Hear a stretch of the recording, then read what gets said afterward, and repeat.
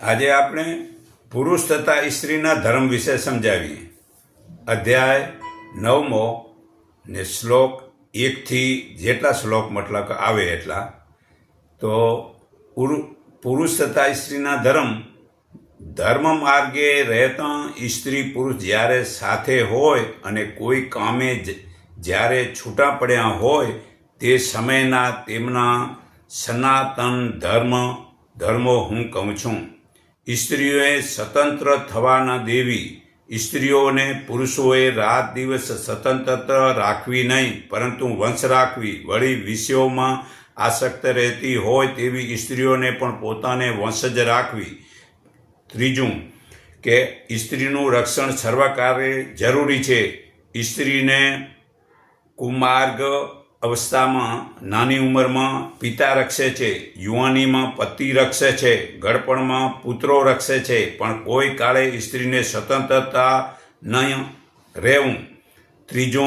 ચોથું કે સ્ત્રીના સંબંધમાં નિંદાપાત્ર કોણ?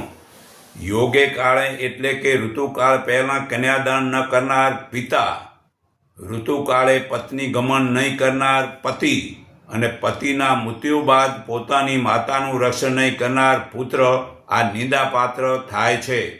હર કોઈ પ્રસંગે સ્ત્રીને સાચવવી.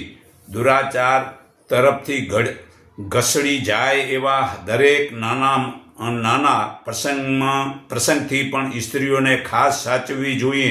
તો જ મોટા પ્રસંગોમાં તો કહેવું જ શું, કેમ કે સાચવણી તથા દેખરેખ વિહોણી સ્વતંત્ર બનેલી તે સ્ત્રીઓ પિયર અને સાસરું એ બંને કુળને સંતાપ પમાડે છે.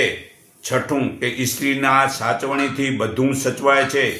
સ્ત્રી ભાર્યા જળ વાય તો પ્રજા સંતાનો સચવાય છે, અને પ્રજા સચવાય તો પોતે સુરક્ષિત થાય છે. સ્ત્રીની સાચવણી એ ઉત્તમ ધર્મ છે.